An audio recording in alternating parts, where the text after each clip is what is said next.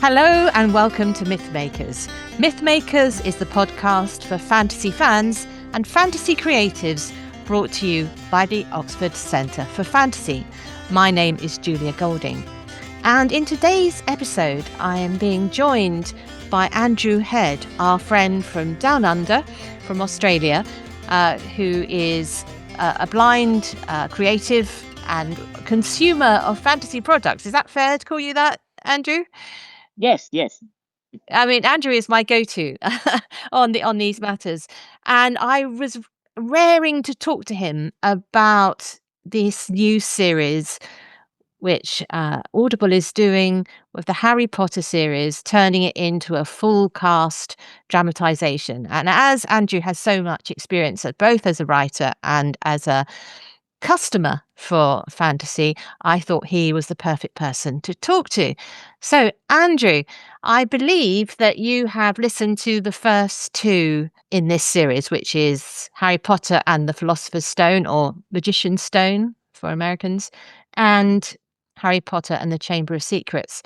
Tell me, what do you find? How do you enjoy listening to these? Are they a good experience for you? Yes, they're. I find it's quite different to how I've listened to it in the past, but I really like it's very immersive. Overall, you've got a narrator narrating the text, and then for those who haven't listened to it yet, whenever a character speaks, an actor playing each of the parts, if you will. Yeah, and Um, that narrator, just for those of you who haven't sort of looked at it, it's a lady with a lovely voice called Jumbo mm, Cush. So it's very different from the two male narrators for the straightforward book versions, the Stephen Fry and the Jim Dale. So going back to, let's talk about mostly about the Chamber of Secrets. What did you feel about the overall production, the people chosen as the main characters, the soundscape, the sort of sense of place? I think where it's different, obviously, is you get a sense of being in a room or left and right speakers, and they're really sort yeah. of making you feel immersed in this world, aren't they? Oh yeah, definitely. Yeah, it's very immersive. Yeah, it's wonderful that it's like an audio movie. Yeah.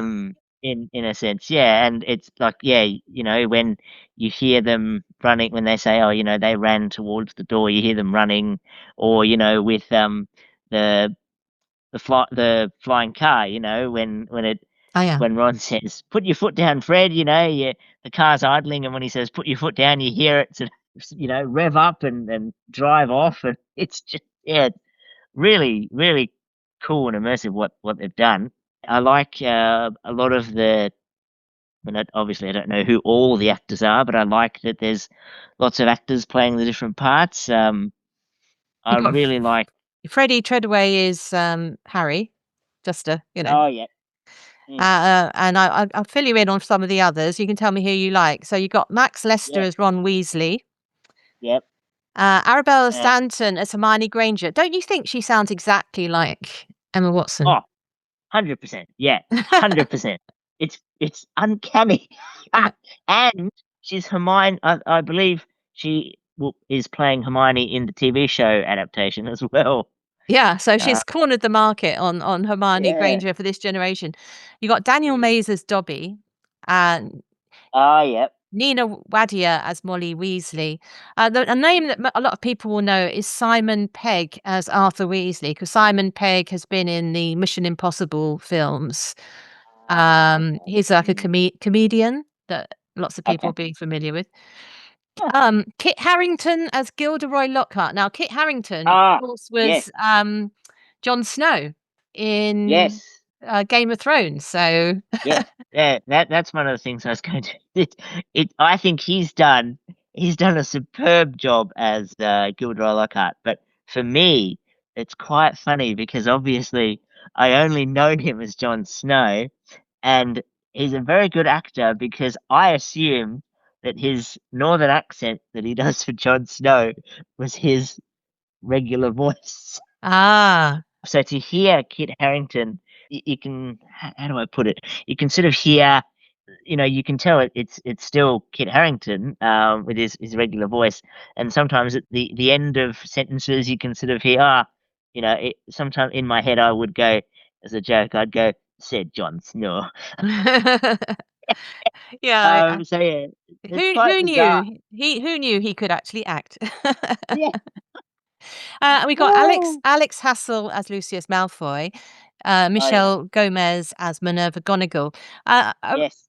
so coming down towards the end of this list of the main stars, I think Riz Ahmed as Severus Snape.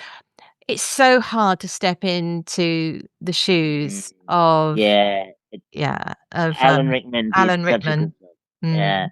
Mm. I'm not a big fan of, sorry to say, I'm not a big fan of his voice, and I'm not the biggest fan of Uncle Vernon's voice either. But it can't be perfect, so it is what it is. Yeah, I'm just trying to see But who plays Uncle Vernon. Let me have a quick look. Jeremy Swift. uh, Yes, and that, but of course, you're again big shoes to fill. I'm very yeah. fond of Hugh Laurie as Albus Dumbledore. Oh yes, I was coming to that. I only know him as Hugh Laurie as Prince George from Blackadder. Ah, no, he was also House to I most, know, yeah, yeah, where he I did an know. American accent. So, Oh, okay, cool. yeah, and also recently in The Night Manager as the baddie. So, Ah, he's a okay. man with a great Yeah. range. But if you only think of him as like the ridiculous Prince George, then clearly, So when I heard Hugh Laurie was cast as Dumbledore, I was like, oh, this is going to be fantastic. And it's great. It's wonderful to hear an older Hugh Laurie playing Dumbledore, who obviously, he has his silly moments, but is can be obviously he can be quite serious, and it's wonderful to hear him be the lovable, funny yet serious Dumbledore, and I think he does a superb job. yeah, it makes Superb. me wish that they'd cast him in the TV series that they're doing. But anyway, Oh yeah, and another sort of like for like voice is Mark Addy as yes. Rubius Hagrid, Oh yes. who's It took me a little while to recognize him, but in the when I was reading the Philosopher's Stone, but all of a sudden I went, oh, hang on, that's Mark Addy, and of course we all know him as King Robert from Game of Thrones, such a deep, booming voice, and I think it really suits him as Hagrid, and of course he does Hagrid's West Country sort of accent. Oh yeah, you couldn't have cast anyone better with that voice. Just yeah, and brings it. it's very similar to Robbie Coltrane, of course, in the Yes. way it strikes the ear. And then finally, the last person to mention is Matthew McFadden as Voldemort. To be honest, he's not had an awful lot to do yet. So No. we wait to see what happens Mm. with that. Yeah, I liked him in Philosopher's Stone, and I liked. Was he also did Tom Riddle, didn't he? Or was Tom Riddle someone else? I don't what do you I think there's a different actor. I think looking down the list, there's a young actor called Oscar Brudenell Jones as Tom Riddle Jr. Okay, well So, he did a good job. yeah. Yeah. Mm. Anyway, so and some of the most intriguing when you dig right down into the bottom of the list, you've got things like Mm. Shirley Bassey, who's like a famous singer of Goldfinger and things like that, who Oh, plays one of interesting. the warblers on the radio. So they've obviously just had such Mm. fun saying, "Who can we get involved in this production?" And Mm. they've gone far and wide. So Oh, the other surprise actor was Miles Jupp as Cornelius Fudge, yes, and I know him from the news quiz for BBC Friday Night Comedy. So I was like, I didn't recognize him, and it was only when I heard the massive 14-minute cast list at the end, which is great to listen to, yeah. and I was like, oh, Miles Jupp as Cornelius. That's great. That's fantastic. Yeah, you're right about the, listening to the end because I happened to when I was listening to the first one, I, was on a dog walk, so I just Ah, left it playing as I wasn't back home yet, and the number of, you know, extra people involved in it, plus the craftspeople, because they also list Mm, everybody who, did everything. It does mm, take a long time. It's reminded me of if you've ever sat and watched the rolling credits of Lord of the Rings, anybody, that goes on yeah, for a good 10 minutes as well. So, yeah, yeah. So the cast, I think I agree with you that the balance in the cast is uh, good. I mm. think I'm going to hold back on Riz Ahmed because I think that the test of him will come in later books in the series. I find his voice a little bit light, So just who a who bit does he play again? Severus Snape, just a Oh, bit. yeah. I find it quite hard sometimes to hear it. Actually, he just seems Oh, slightly, yeah, just slightly less defined. I guess I'm used to the Alan Rickman sneer. So what about uh, I mean, so actors, well done, everybody. But what mm. about the music and the sort of Foley sounds? The Foley sounds are things like the door knocking and the car revving and all that stuff. How do you Oh, find yeah. the presence? Let's start with the music first. How do Oh, you find that? I love the music. It's great.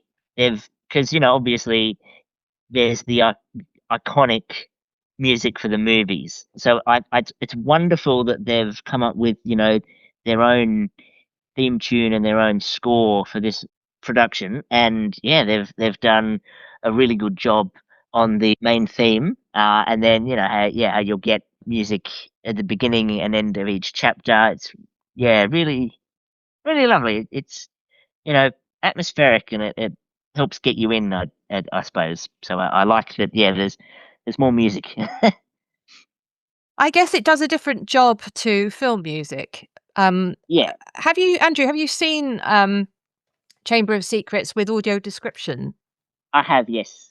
So if you remember that, quite often when they're showing landscapes or, train journeys or something, there isn't Yeah. dialogue. There's um, some kind of soundtrack, Hedwig's theme or some kind of Yeah. comedy theme or whatever it is. So clearly, and a composer for a film has bigger spaces to put the music in.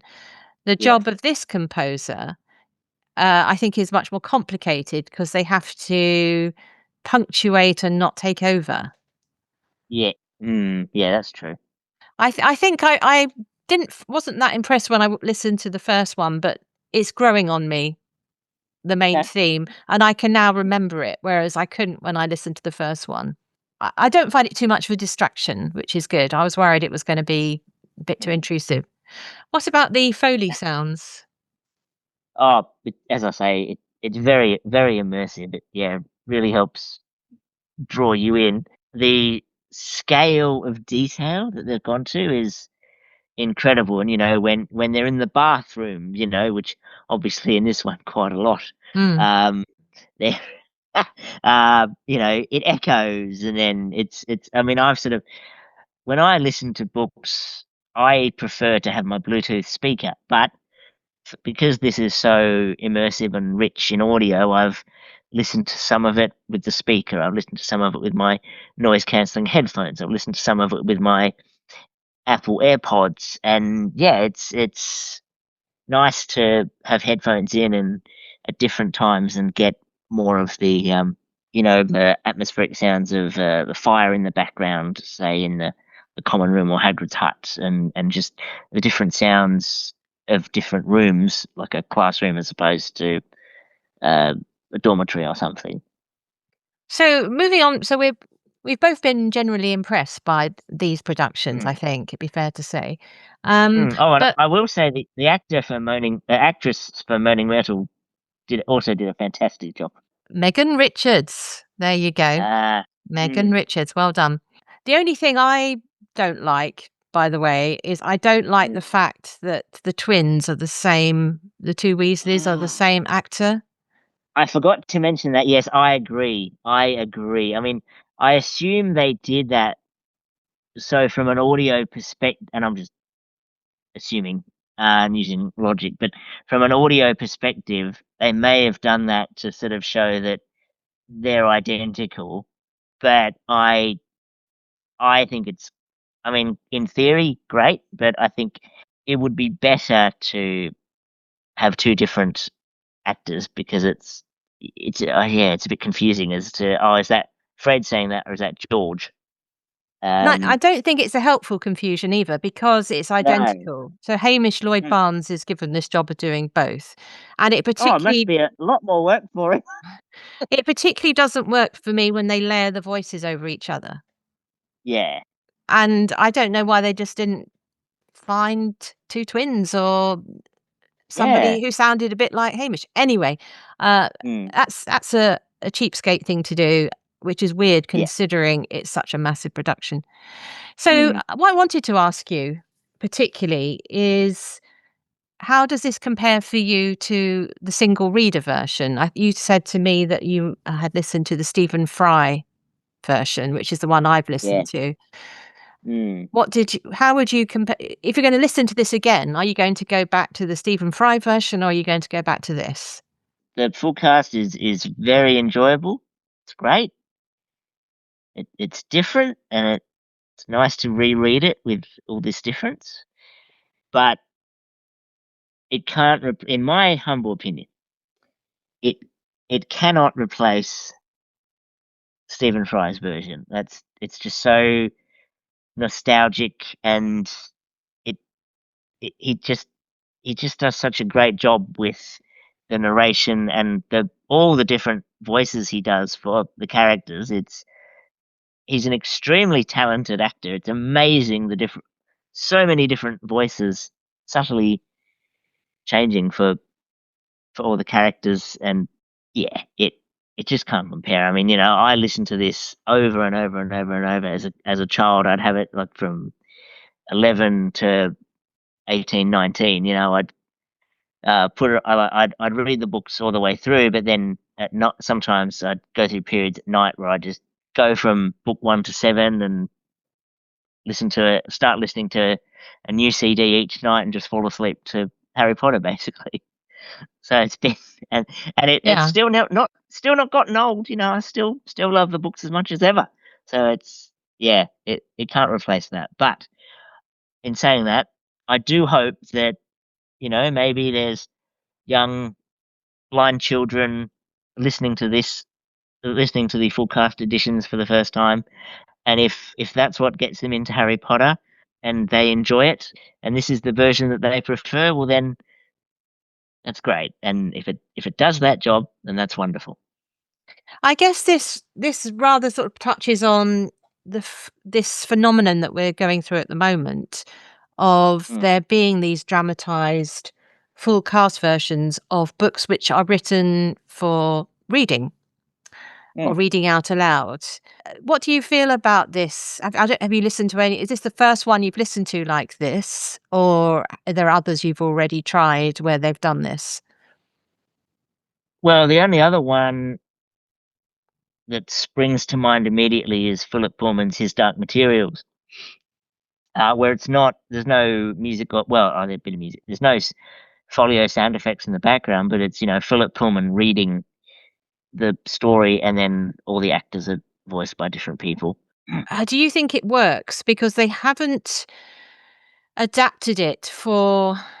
Well, they've only slightly adapted it in this case. I think they may have dropped a word here or there, as he said or she said, but nothing else. Mm, So it's a sort of juggling act between the narrator and the mm. the cast. And clearly, J.K. Rowling didn't write it with this in mind. Yeah, If we think of, let me explain. If we think of Lord of the Rings, the yeah, version that stands a bit like this, of course, is the BBC dramatized adaptation, which was made into yeah, a radio play. And so it moved much further away from the book as a result because it is a radio play. But you yeah, get similar qualities, and then you get the read versions. I think we've talked about mm, them before, the Andy Serkis yeah, one and so on. So this one, they haven't gone to the let's adapt it for a radio play version. mm. They've done the let's just read it and drop in the characters. And the question is, does it work? Yes, I think it does. I think it does. I take my hat off to them. They've done a good job of putting it all together, and it's a great, I don't know, new medium. Yeah, I think you're right. I think it's Yeah, a new medium.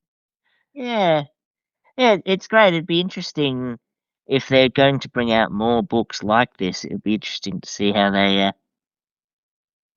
do it. Some of Um, the books I listened to on audio mm, started promoting to me versions like this.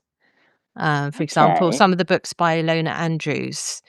And I listened to a sample thinking, what would I get if I downloaded this? And I didn't, from the sample I tried, I found the Foley sounds far too, I should perhaps give it another go, but I found the Foley sounds too on the nose, footsteps and things.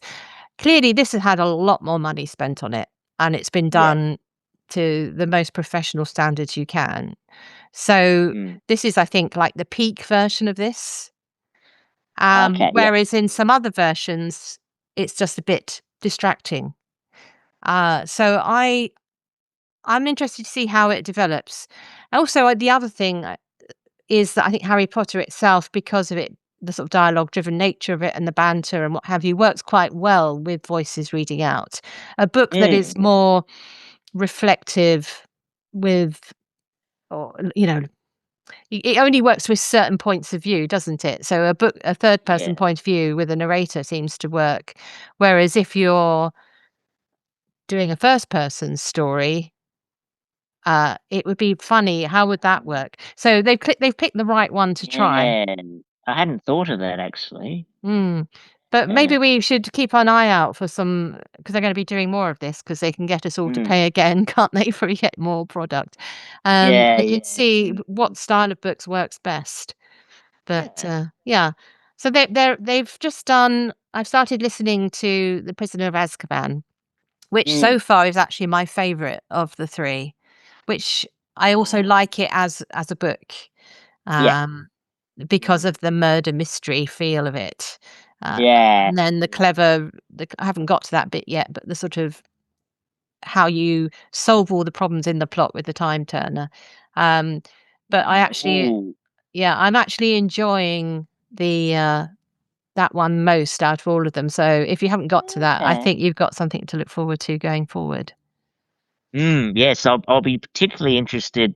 Now that you mention it, I'll be particularly interested to hear what the Dementors sound like. Yeah, and the other thing about it, which of course my most recent memory of that story is the film version, which I did like as a film. But I enjoy the slower pace. I'd forgotten, for example, that Harry gets Mm, a couple of weeks just enjoying himself in Diagon Alley and gets to know it, and that feeling of yeah. finally Harry gets something happy. And Mm, I very much like the way they're doing Professor Lupin. So lots to look yeah. forward to there. So Mm. going back to our verdict on the Chamber of Secrets, Andrew, would you give it a star rating out of 5? Overall, 5 of 5, 5 out of 5 stars. But if we include, if we comparing to Stephen Fry, it'd be 4 out of 5. But on its own, yeah, definitely 5 out of 5 for the superb job they've done. The immersiveness it's brought, as I say, reading Harry Potter again, it sort of brought it to life in a new way. So I'd give it 5 out of 5 stars for sure. Well, thank you so much, Andrew, for joining us. And yeah, we'll look forward to seeing what they do with the rest of the series. I'm going to be intrigued because the books get longer and longer after. They do. So it's going to be many hours of listening by the time we get to Goblet of Fire. Anyway, thank you very Oh, much for joining us. no worries. Thank you. Thanks for having me. And in the second part of today's episode, I wanted to have a quick look at the information that's just come out today, that's January 2026, about the highest grossing films of all time. So I'll tell you what they are in reverse order and just look at how many of them are fantasy films. Often the fantasy is in the form of an animation. So we've got Inside Out 2 at number 10 in 2024, which took 1.69 billion. That's the sort of what you need to do to get into the top 10. At number 9, we've got Zootopia 2, 2025, a very recent film that's just made it onto the list. At number 8, this is the first time we see a sort of live action one. We got Spider-Man: No Way Home from back in 2021. At number 7, we've got Avengers: Infinity War from 2018, and this is the first film on the list to get over 2 billion. At number 6, we've got Star Wars: The Force Awakens from 2015. That was the big reboot of Star Wars, which went quite well. I'm not sure it's the other films in that series maintained that enthusiasm. And then at number 5, we've got Ni Za 2 from 2025. More about Ni Za in a moment. At number 4, we've got Titanic. Now, I think Titanic is the only non-fantasy title in this list. That's from back in 1997 and is the oldest film on the list. And at number 3, we have Avatar: The Way of Water from 2022. At number 2, we got Avengers: Endgame from 2019. And then sitting at the top of the list, at quite a remarkable amount of money, we've got Avatar, the 2009, the first version of that franchise, which came in with a grossing amount of 2.92 billion, so nearly 3 billion. Some interesting things to say about this. One is, films aren't earning as much. That I think that's represents the decline of the film industry in theatres. Clearly, there's a lot of money to be made in other forms of this. Also, if you compared it to the top grossing video games, these would be, very modest figures. So we have to remember that a lot of money is being made over in this other medium these days, though they do feed across, of course. And the common phenomenon between all of them is spectacle. Fantasy obviously lends itself to these huge landscapes and special effects and flying and superhero powers and all that kind of thing. But even Titanic on that list shares that in their DNA. It has the drama of this massive ship, the landscapes of the sea, the iceberg, the frozen wastes, and all that sort of thing. Plus, it's a love story as well, which the central performance there was very engaging. Avatar is also a love story, and so there are a number of romances on this list. So it seems as though if you want to make a lot of money, you have to spend a lot of money on these big films, the big spectacles, but you can also make your studio go broke because it may bomb. For example, the Star Wars franchise, it hasn't gone broke, obviously, clearly not, and/or shows it's in good health. But something like the Solo film didn't make back its money, so you can have your misses even if you go full on with your special effects and um, your sort of your starscapes and all that kind of thing. Story and performance are key. I personally don't like Avatar. I've not gone since seeing the first one. It's not for me, but it's clearly for many people out there because there's 2 titles in the top 10. Of the films on the list, the one that I've actually enjoyed the most is the Spider-Man because I think Tom Holland's great, and he as Spider-Man, and that's the one I like on this list. I found Titanic a bit overextended, a bit overblown. Not for me. Soundtrack was good. Some bits of it were fine, but these aren't my favourite kinds of films.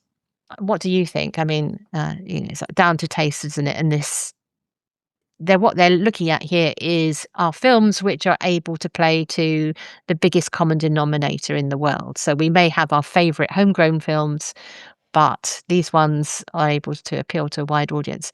But what about Ni Za, number 2? I'd never heard of this film before, and it made most of its box office, 2.21 billion, in China. It is made in China. So that, of course, sent me to have a look at the trailer for this film. It's uh, a series of films about a boy born to be a demon who defies his fate. It looks great and reminds me a lot of the Demon Hunters, that film that's been, ruling the roost on Netflix for the last year.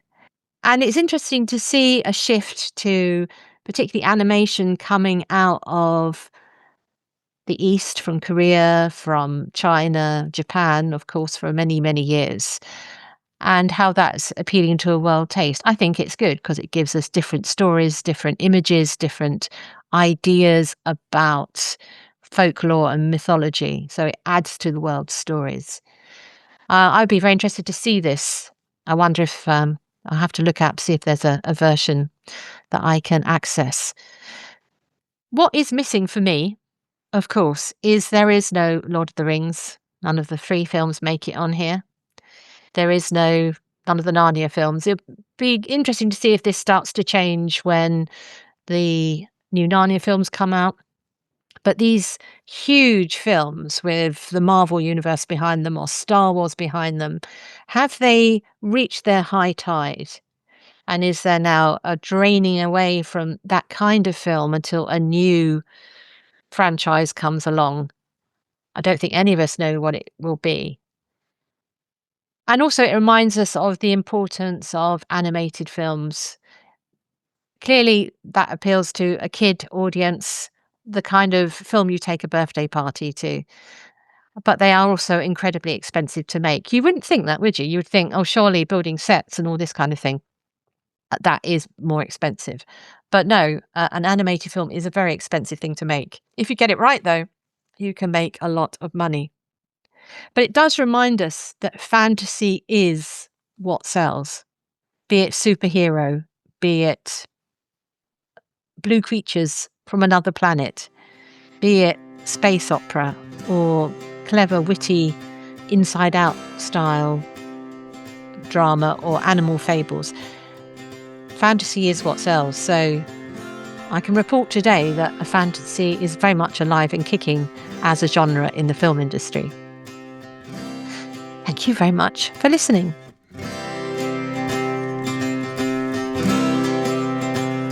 Thanks for listening to Mythmakers podcast, brought to you by the Oxford Centre for Fantasy.